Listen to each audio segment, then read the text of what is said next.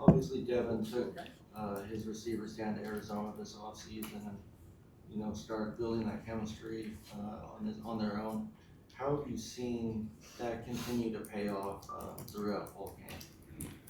It's just kind of a necessary part of the job, and you got to develop it one way or another. I think it's just a trust thing and getting to know each other. That there's times where early in the process he comes over to me and says, "Oh, I thought he was going to do this or that," and I said, "Well, don't talk to me, talk to him."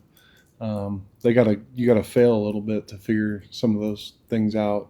So the chemistry is important, obviously, and it's developed really quickly, especially a lot of guys that he hasn't played with before. So um, it's a critical part of the job, and especially if you want to be good throwing the ball around. In spring, there was a lot of talk about trying to help Devin improve in terms of progressions or different things that way, even Bird for that matter. Mm-hmm. Where have you seen from that time when that was talked about to now, where have you seen some improvement from him, and kind of what's the outlook with Devin?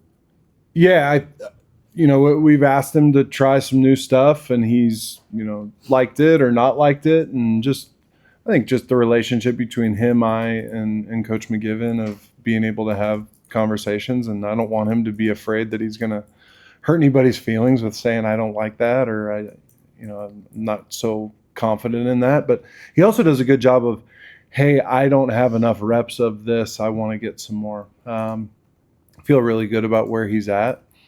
I'm also not the type to say like, oh yeah, he's good. Like we've got work to do. We've got work to do today, tomorrow, the next day. So it's a long road, and the road of improvement. There's no stop signs. There's no finish line. Like we got a long ways to go in this thing. But I'm very happy with where he is right now.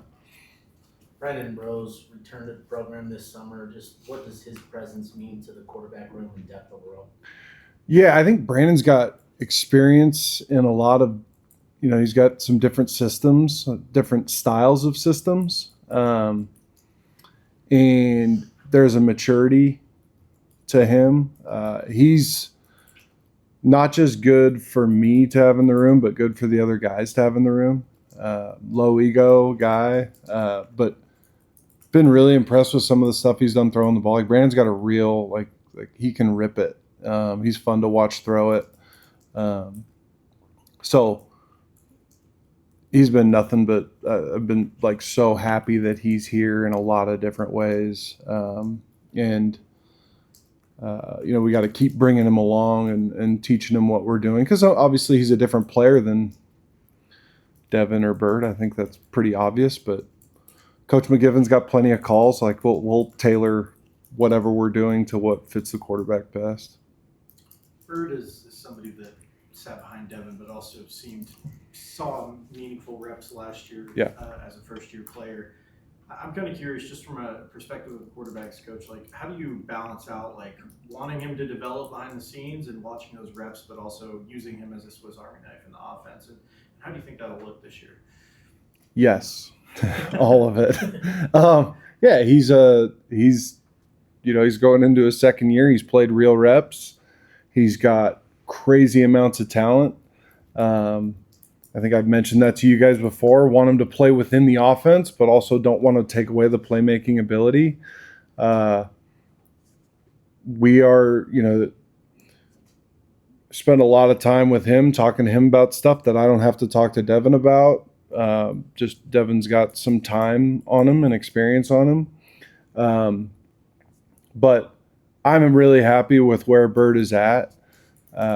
But we got to keep continuing to push him further and further. And then there's some technique stuff that we've got to hone in. That's just going to be different than the stuff that we're working on with Devin. You got to kind of pick your spots, and you're talking to everybody in the room, but sometimes things are a little more directed at one person than the other. And then you hope that you have the maturity in the room to where if I'm coaching you, that Keeler's hearing what I'm saying also, because he could probably learn something from it.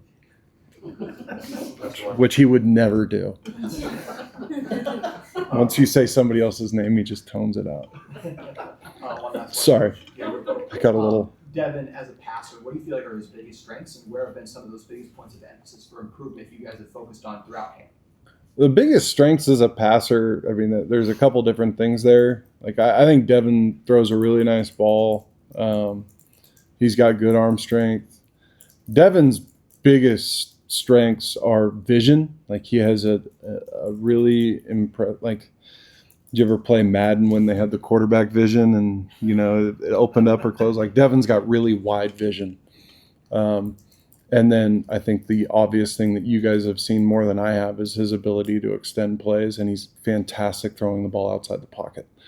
That's one of the things we've worked a bunch on is throwing it from the pocket, and he's gotten way better at it.